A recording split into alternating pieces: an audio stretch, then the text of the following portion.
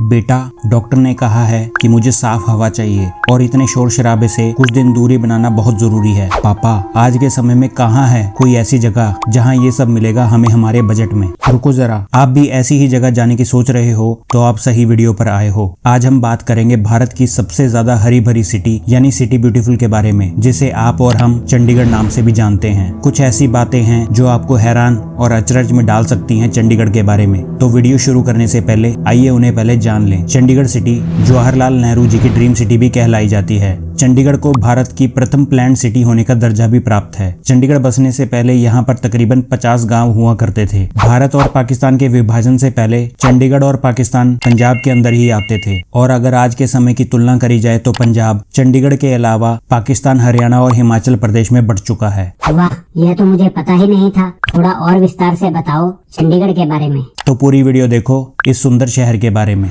नमस्कार दोस्तों, facts mysteries इन Hindi channel में आपका स्वागत है। सन 1947 में जहां एक तरफ भारत को अंग्रेजों से आजादी मिलने की खुशी थी, वहीं भारतवासियों को एक ऐसा दर्द भी छुपा कर दिया गया था अंग्रेजों के द्वारा, जिसका वो मंजर आज तक भारत नहीं भूल पाया है। दरअसल भारत की आजादी के बाद पंजाब को 2 हिस्सों में बांटा गया था, जिन्हें वेस्ट पंजाब और ईस्ट पंजाब कहा गया। यानी वेस्ट पंजाब को पाकिस्तान और ईस्ट पंजाब को पंजाब, जिसमें कई परिवार उजड़ गए, लोगों के बसे बसाए घर तबाह हुए और कई लोगों को पलायन करना पड़ा। जिस समय पंजाब को बांटा जा रहा था उस समय लाहौर पंजाब की राजधानी थी, लेकिन बंटवारे के बाद लाहौर पाकिस्तान में चला गया और अब पंजाब को एक राजधानी की जरूरत थी। उस समय भारत के पहले प्रधानमंत्री यानी पंडित जवाहरलाल नेहरू जी ने इसे एक अपॉर्चुनिटी के रूप में देखा कि क्यों ना पंजाब की नई राजधानी को कुछ ऐसा बनाया जाए कि दुनिया भर के लोग प्रभावित हों कि यह नया भारत अब कुछ उभर कर आया है। फिर क्या था, उन्होंने जगह की खोज करी जो कि शिवालिक की पहाड़ियों की तलहटी में था और यहाँ के मौसम का मिजाज भी बहुत अनुकूल था। अब अगला काम था इसका नामकरण करने का, तो इसका नाम रखा गया चंडीगढ़, जिसमें चंडी का मतलब है माँ चंडी, जिनका मंदिर आज के समय में भी पंचकुला में मौजूद है, और गढ़ का मतलब है किला। अब एक आलीशान शहर बनाने के लिए आर्किटेक्ट की जरूरत भी थी, लेकिन उस समय भारत में कोई मॉडर्न आर्किटेक्ट नहीं था। तो फिर यह मौका दिया एल्बर्ट मेयर को, जो कि एक अमेरिकन आर्किटेक्ट थे। उन्होंने 1949 में यह काम शुरू किया, लेकिन वह पूरा नहीं हो पाया क्योंकि एल्बर्ट के आर्किटेक्ट दोस्त मैथ्यू नोविकी का एक प्लेन दुर्घटना में मौत हो गई थी, जिसके गम में एल्बर्ट ने यह काम बीच में ही अधूरा छोड़ दिया। और यहाँ पर फिर मौका मिलता है ली कार्बुज़िएर को 1950 में, जो कि एक फ्रेंच आर्किटेक्ट थे, और उन्होंने एल्बर्ट के डिजाइन को डिजाइन किया। और आज के समय में जो आप आलीशान और खूबसूरत इमारतें देख पा रहे हैं, इनमें उनकी ही झलक दिखती है। जब तक चंडीगढ़ बनकर तैयार नहीं हुआ तब तक फिर पंजाब की राजधानी किसे बनाया गया? 1960 तक पंजाब की राजधानी शिमला को बनाया गया था। शिमला को? जी हाँ, क्योंकि उस समय हिमाचल प्रदेश भी ईस्ट पंजाब का ही एक हिस्सा था, जिसे 1966 में अलग कर दिया गया था पंजाब से, और साथ में हरियाणा को भी। तो फिर हरियाणा की राजधानी किसे बनाया गया अलग होने के बाद? 7 अक्टूबर 1953 में चंडीगढ़ का उद्घाटन भारत के पहले राष्ट्रपति राजेंद्र प्रसाद जी ने किया था, और 1 नवंबर 1966 में चंडीगढ़ को पंजाब और हरियाणा दोनों की राजधानी बना दिया गया था, क्योंकि एक तो यह दोनों राज्यों के बीच में था, और दूसरा यहाँ पर जो सरकारी कामकाज के लिए दफ्तर बनाए गए थे उन्हें यहाँ से बैठकर ऑपरेट करना आसान था दोनों राज्यों के लिए। शुरुआत में चंडीगढ़ में सिर्फ 30 सेक्टर ही बनाए गए थे, जिनमें सेक्टर 13 को नहीं बनाया गया था क्योंकि उसे अनलकी माना गया था। लेकिन सन 2020 में मनीमाजरा को सेक्टर 13 घोषित किया जा चुका है। 30 सेक्टर्स बनाने के बाद 47 सेक्टर्स तक इसे एक्सपेंड किया गया, और थर्ड फेज में 57 सेक्टर तक, क्योंकि इसे कुछ इस तरीके से बनाया गया था कि यहाँ की जनसंख्या बढ़ने के साथ इसे एक्सपेंड किया जा सके। चंडीगढ़ का टोटल एरिया 114 स्क्वायर किलोमीटर है, और इसका तकरीबन हर सेक्टर देखने में एक जैसा ही बनाया गया है ताकि एक यूनिफॉर्मिटी बनी रहे। यहाँ का मौसम सर्दियों में 2 डिग्री तक गिर जाता है और गर्मियों में तकरीबन 43 डिग्री के उफान पर पहुंच जाता है। 2011 में सेंसस के अकॉर्डिंग यहाँ की टोटल पॉपुलेशन 1 लाख से ऊपर पहुंच चुकी थी। यहाँ पर 200 से ज्यादा सरकारी और प्राइवेट स्कूल्स हैं, और इसके साथ यहाँ पर एक से बढ़कर एक एजुकेशनल इंस्टीट्यूट और कॉलेजेस हैं, जैसे कि Punjab engineering college, Punjab university, post graduate institute of medical education and research, जिस वजह से यहाँ का लिटरेसी रेट 86% है। वाह,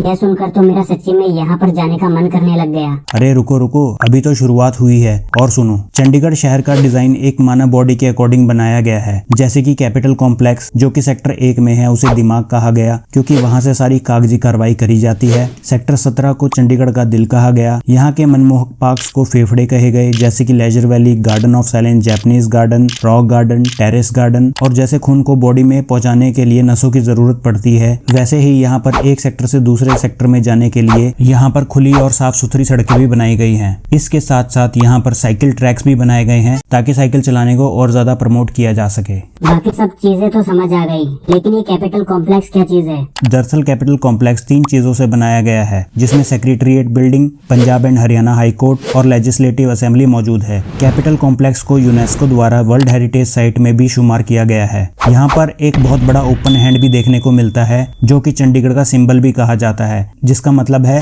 open to give, open to receive. Chandigarh में एक से बढ़कर एक अस्पताल भी मौजूद हैं, जैसे कि सेक्टर 12 में पीजीआई, सेक्टर 32 में government medical college and hospital, sector 16 में गवर्नमेंट मल्टी स्पेशलिटी हॉस्पिटल, जहां पर दूसरे राज्यों से भी लोग आते हैं इलाज करवाने के लिए। इसके अलावा हर सेक्टर में गवर्नमेंट डिस्पेंसरीज भी मौजूद हैं, जिस वजह से यहाँ के लोग एक खुशहाल जीवन शैली व्यतीत करते हैं। यहाँ पर 31 ऐसे पेड़ हैं जिन्हें हेरिटेज ट्रीज का दर्जा दिया गया है, जिनमें से एक पेड़ सुखना लेक पर है, जो कि 150 साल पुराना पीपल का पेड़ है। सुखना लेक क्या चीज है? सुखना लेक एक मानव निर्मित झील है, जहां पर शिवालिक की पहाड़ियों से जो पानी आता है वो आकर जमा होता है। सुखना लेक सन 1958 में बनाई गई थी, जिसकी कुल लंबाई 3 स्क्वायर किलोमीटर है। यहाँ पर लोग घूमने फिरने और व्यायाम करने आते हैं। यहाँ पर पानी में बोटिंग का आनंद भी लिया जा सकता है। और सुखना लेक के पीछे ही सुखना वाइल्ड लाइफ सेंचुरी है, जहाँ पर आप नीलगाय, हिरन के साथ साथ कई प्रकार के बर्ड्स और जानवर भी देख सकते हो, लेकिन यह किसी भी पिंजरे में बंद नहीं है। यहाँ पर गार्डन ऑफ साइलेंस भी है, जहाँ पर भगवान बुद्ध की बहुत मनमोहक प्रतिमा भी मौजूद है। क्या ऐसी झील चंडीगढ़ में और भी हैं? जी हाँ, चंडीगढ़ में कुल 3 झीलें हैं, एक सुखना झील, दूसरी धनास में और तीसरी सेक्टर 42 में। और इसके अलावा सरकार चंडीगढ़ के इंडस्ट्रियल एरिया में एक झील और तैयार कर रही है। लेकिन 100 बात की एक बात, जो बात सुखना झील की है वो बात किसी और की नहीं। क्या झील के अलावा और कुछ भी है यहाँ देखने लायक? जी हाँ, यहाँ बहुत सारी चीजें हैं, जैसे कि rock garden, rose garden, Pinjore garden, bird park, war memorial, mini Eiffel tower, golf course के साथ साथ यहाँ पर गवर्नमेंट म्यूजियम और आर्ट गैलरी भी मौजूद है। इसके अलावा यहाँ पर स्टेडियम्स भी हैं, जहाँ पर इंटरनेशनल मैचेस भी होते हैं, जैसे कि सेक्टर 7 में, 16 में, 18 में, 42 में और 46 में। इतना सब कुछ होने के बाद तो काफी लोग आते होंगे चंडीगढ़ को देखने के लिए। बिल्कुल सही। और यहाँ पर सिर्फ पर्यटक ही नहीं, यहाँ पर कई दूसरे राज्यों से आकर लोग बसे भी हुए हैं, तभी यहाँ पर मिश्रित संस्कृति देखने को मिलती है। चंडीगढ़ में आईटी पार्क के अलावा यहाँ पर इंडस्ट्रियल एरिया भी मौजूद है, जहाँ पर लोग काम करने के लिए चंडीगढ़ के पास ही बसे पंचकूला और मोहाली से भी आते हैं। और चंडीगढ़, मोहाली और पंचकूला को ट्राई सिटी भी कहा जाता है। यह शहर तो काफी महंगा लग रहा है मुझे देखने में, और ऐसा लग रहा है कि काफी दिन लगेंगे इसे पूरा समझने में। नहीं, चंडीगढ़ इतना महंगा शहर नहीं है। अगर आप यहाँ पर प्लान करते हैं आने का, तो पूरा चंडीगढ़ आप 4 से 5 दिन के अंदर आराम से घूम सकते हैं। और यहाँ पर आपको एक कमरा भी 1000 से 1500 रुपए के आसपास मिल जाएगा अच्छी जगह पर। चंडीगढ़ में आप बस, ट्रेन या एरोप्लेन से आ सकते हैं, क्योंकि ये तीनों सुविधा आपको दी गई है यहाँ पर आने के लिए। बताने को इतना सब कुछ है चंडीगढ़ के बारे में कि मैं बोलते बोलते थक जाऊंगा। अगर आपको और जानना है चंडीगढ़ के बारे में या लेटेस्ट वीडियोस देखनी है, तो डिस्क्रिप्शन बॉक्स में दिया गया एक लिंक है, उस पर क्लिक कर उसे फॉलो जरूर कर लीजिएगा, जहां पर आपको रोज नई वीडियोस देखने को मिलेंगी चंडीगढ़ शहर के बारे में। और अगर आपको चंडीगढ़ जाने का मौका मिलेगा तो आप जाएंगे क्या अपने परिवार के साथ? कमेंट सेक्शन में जरूर बताइएगा। I love the energy of Chandigarh, students and everything, the people, especially the Sukhna Lake, the society, community coming here and enjoying. So it's a full positive energy. Love the energy of Chandigarh. उम्मीद है आपको इस video से काफी जानकारी प्राप्त हुई होगी। चैनल को सब्सक्राइब करके आप हमारा हौसला और बढ़ा सकते हैं, ताकि हम ऐसी ही जानकारी भरी वीडियोस आप तक लाते रहें। धन्यवाद।